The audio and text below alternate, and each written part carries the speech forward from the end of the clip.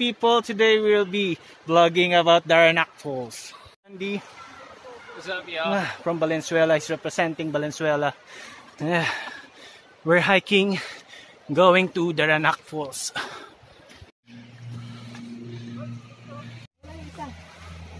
Baboy? Wala yun, hindi. Ay, wala yun sa dalawa sila.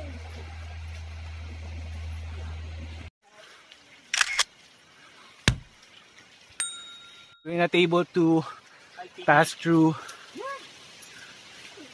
Daranac because it's closed because of the lockdown.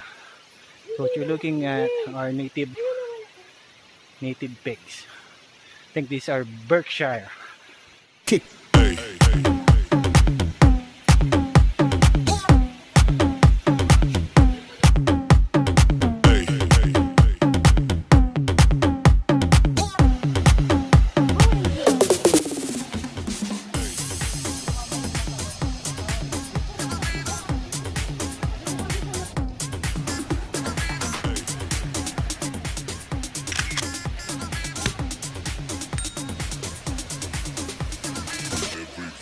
As you can see, guys, we're here in Batlagpo, somewhere in Tanay, Rizal.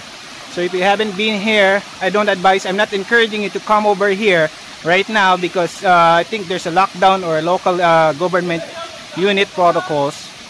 So it's not advisable to come over. So we're just checking around. I'm not encouraging anyone. I'm just showing you how majestic this place is.